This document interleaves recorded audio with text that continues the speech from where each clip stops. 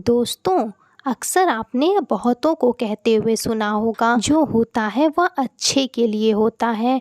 क्या वाकई जो होता है उसके पीछे कोई वजह होती है? सच में ऐसा होता है? चलिए मैं आपको एक कहानी सुनाती हूँ, जिससे आपको पता चलेगा कि जो होता है उसके पीछे कोई बड़ी वजह होती है। और ऐसे ही लोग नहीं कहते कि जो होता है अच्छे के लिए होता है। बहुत समय पहले की बात है, एक बार एक गांव में बहुत ही भयंकर बाढ़ आया। इतनी तेज बाढ़ कि सब कुछ बह गया। उसी गांव में एक किसान का एक छोटा सा परिवार रहता था, जो कि बहुत गरीब था। उसका सब कुछ बह गया, उसके पास कुछ खाने को भी नहीं बचा। पिता ने पुत्र से कहा, कोई बात नहीं, जो बह गया उसे बह जाने दो, जो होता है वह अच्छे के लिए होता है। उसके पुत्र को बहुत ही गुस्सा आया। उसने अपने पिता से कहा, आप कैसे कह सकते हैं कि जो होता है अच्छे के लिए होता है? यहाँ सब कुछ बह गया और आप इसे अच्छा बोल रहे हैं।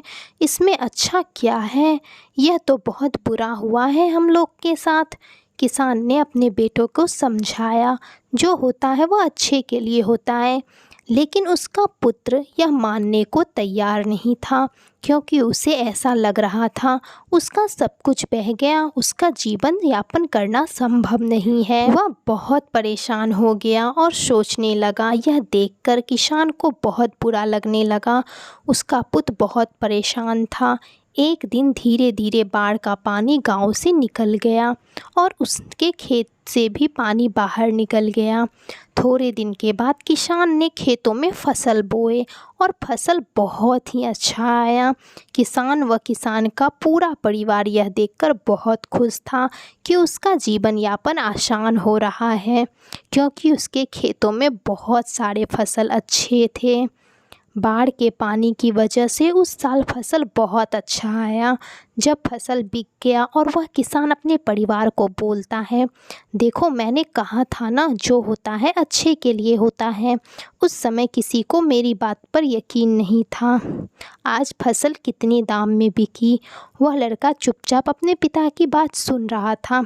उसके पिता ने कहा, भगवान कुछ भी करते हैं उसके पीछे कोई ना कोई वजह होती है, पर हम मनुष्य उसको अपने विपरीत कर लेते हैं। अगर सब कुछ अच्छा होगा, अगर मन के मुताबिक कोई काम नहीं हुआ तो हमारे साथ बुरा हुआ, पर ऐसा नहीं होता है। भगवान दुख उसी को देता है जिनके भीतर दुखों से लड़ने की ताकत होती है। भगवान अपने प्यारे भक्तों की परीक्षा लेने के लिए दुख देते हैं और देखते रहते हैं कि हम उससे कैसे लड़ते हैं।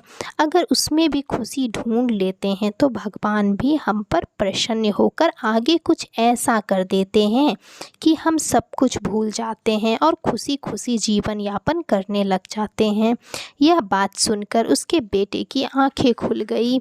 वह अपने पिता से अपनी कही हुई बातों की माफ़ी मांगने लगा और कहता है कि मैं आज के बाद कभी भी परेशानियों से भागूंगा नहीं, हमेशा उससे लड़ने की कोशिश करूंगा और आगे जो कुछ भी होगा सब अच्छा होगा या अच्छा होने वाला है, यह सोचकर खुश रहूंगा। यह सुनकर उसके पिता बहुत ही खुश हुए और वह परिवार एक खुशहाल जीवन जीने लगा। तो दोस्तों, यह कहानी आपको अपने जीवन में चल रहे सारी समस्याओं से लड़ने में प्रेरणा देगी। मैं आशा करती हूँ यह वीडियो आपको अच्छी लगी होगी। वीडियो अच्छी लगी हो तो वीडियो को लाइक और चैनल पे नए आए हुए हैं तो चैनल को सब्सक्राइब कर लें, ताकि ऐसी ही प्रेरणादायक कहानी मैं आप तक लेकर आ सकूँ।